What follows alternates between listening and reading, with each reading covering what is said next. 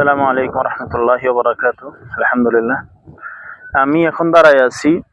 এই যে আপনারা দেখতেছেন, এটা হলো 2024 সালের ঐতিহাসিক ভয়াবহ বন্যা। ফেনী জেলায় যে বন্যা হয়েছিল, বাংলাদেশের আলোচিত একটা বন্যা। 24-এর বন্যায় আমাদের পরশুরাম উপজেলা চিথিলিয়া ইউনিয়ন 8 নম্বর ওয়ার্ড পশ্চিমলকা গ্রামের সবচেয়ে বড় নদীর বাঁধ, মুহুরী নদীর বাঁধ যেটা ভাঙছিল, সেটা হলো এই পুরা জায়গাটা আপনারা দেখতেছেন। এটা এই যে দেখেন। এখন প্রশ্ন হলো, আমাদের ফেনীতে কি মেডিকেল কলেজ বেশি দরকার নাকি টেকসই বেড়িবাঁধ বেশি দরকার?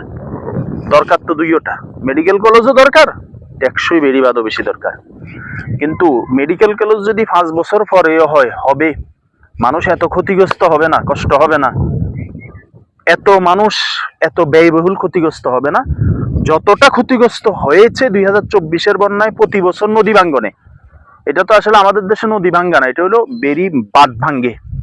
এই ভাঙ্গার কারণে ফসলি জমি, পুকুরের মাছ, মানুষের বসত ঘর বাড়ি সবকিছু এবেল দেধারসে নষ্ট হইতেছে।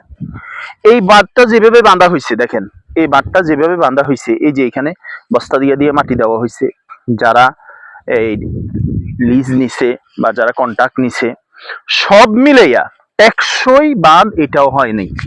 এই যে সামনে বর্ষাকাল আইতেছে, এই বর্ষাকালে যদি আবার এই জায়গাটাতে নতুন করে নদী ভাঙ্গে, অথবা এই পুরা বাঁধটা, এই জায়গাটা আপনারা দেখতেছেন, এটা হলো বেরি বাঁধের বাঁধ। এই যে দেখেন এখন শুকনা মুহুরী নদী, এখানে যেটা দেখা যাচ্ছে পানি, এটা হলো মুহুরী নদী শুকনা।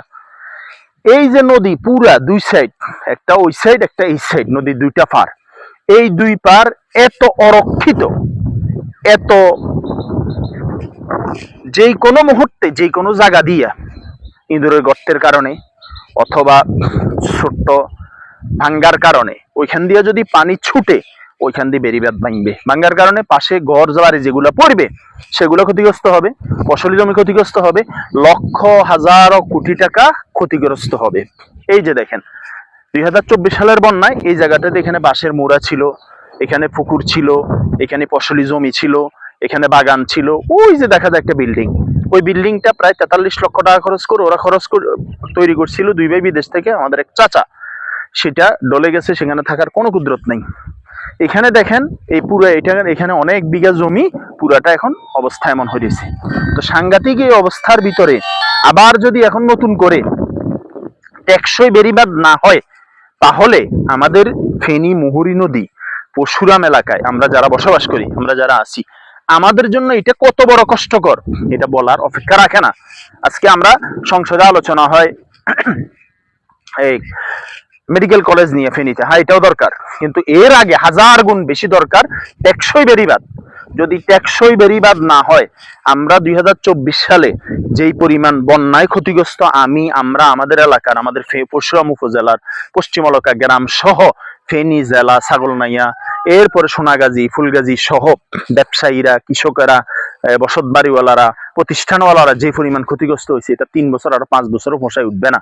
এই যে দেখেন, এটা হলো বেড়িবাঁধ, এইটা হলো আমাদের বাড়ির পুকুর, সামনে কবরস্থান, এই যে দেখা যাইতেছে এই পুকুর। এই নদী ভাঙ্গনের কারণে এই যে পুকুরটা এখনো মাটি কাটা হয়নি, মাটি না সরানোর কারণে এটা ভবিষ্যতে বর্ষা হইলে এটা পুকুরটা এরকম, আমাদের এলাকায় অন্তত 20-30টা পুকুর এরকম মানে ব্যবহারও অনুপযুক্ত হয়ে গেছে। এখন নতুন করে আবার মাটি কাটা যাবে না। হ্যাঁ, ফসলি জমির মাটি কাটবে না ঠিক, কিন্তু ফসলি জমি পর্যন্ত করার জন্য যে পরিমাণ মাটি কাটা দরকার, এটা তো মাটি কাটতে হইব। কারণ হলো যারা পুকুর, যাদের জমি, এরা তো এই মাটিগুলো বিক্রি করলে কিছু টাকা পাইতো, আবার ফসল হইতো, পুকুরে মাছ হইতো, এটা তো জনগণ সহ সরকারও কি হইতো, উপকৃত হইতো।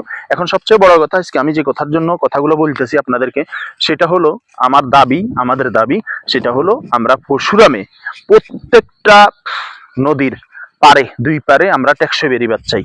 কারণ হলো প্রতি বর্ষায় আমাদের পশ্চিমলকা, আমাদের নোয়াপুর, আমাদের দনিগুন্টা, আমাদের সাহেবনগর, আমাদের ওই বল্লার মুখ সহ অনেক জায়গায় প্রতি বছর নদী ভাঙ্গে, প্রতি বছর কৃষকেরা ক্ষতিগ্রস্ত হয়, মাছ চাষিরা ক্ষতিগ্রস্ত হয়, বসত বাড়িওয়ালারা ক্ষতিগ্রস্ত হয়, ব্যবসায়ীরা ক্ষতিগ্রস্ত হয়, অর্থাৎ প্রতি বছর হাজার হাজার কোটি টাকা মানুষ ক্ষতিগ্রস্ত হইতেছে শুধু একমাত্র টেকসই বেড়িবাঁধ না হওয়ার কারণে।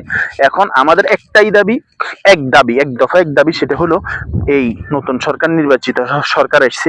একসময় বিএনপি সরকার আমলে আমরা দেখছিলাম ছোট থাকতে যে তখন এই মোহন বেড়িবাঁধ টেকসই করার উপর একটা আলোচনা হয়েছিল, কিন্তু আমাদের দেশে আলোচনা যত সহজে হয় কাজ অত সহজে হয় না। আমরা দেখি যে জাপানে শুনছি 20 ঘন্টার জন্য যে রাস্তাটা তৈরি করে এটা 20 বছরও কিছু হয় না, আর আমরা 20 বছরের জন্য যেটা করে 20 ঘন্টাও যায় না। তো এটা আমাদের জন্য কষ্টকর, দুঃখজনক এবং আতঙ্কের কারণ। এই যে বর্ষা আসতেছে, আমরা কিন্তু আতঙ্কিত। আমরা এখনো ঘরটাও করতে পারিনি, অনেকে এখনো যারা ক্ষতিগ্রস্ত হয়েছে অনেকের ঘর এখনো করতে পারেনি, অনেকের কৃষিকাজ এখনো চালু করতে পারেনি, পুকুরে মাছ চাষ করতে পারতেছে না, অনেকে ক্ষতিটা পোষায় উঠতে পারে না। তো এখন আমাদের মূল কথা হইলো বন্যা এটা কি পরিমাণ ভয়াবহ এটা আমরা শিখাইতে হবে না, জানাইতে হবে না। আমাদের সবচেয়ে বড় কথা, সুন্দর কথা, সেটা হলো যে আমরা চাই আমাদের এই পরশুরাম মুহুরী বাঁধের 2 সাইডের নদীর পারে টেকসই বেড়িবাঁধ চাই। একটাই দাবি আমাদের, আমরা টেকসই বেড়িবাঁধ চাই। আসসালামু আলাইকুম রহমতুল্লাহ।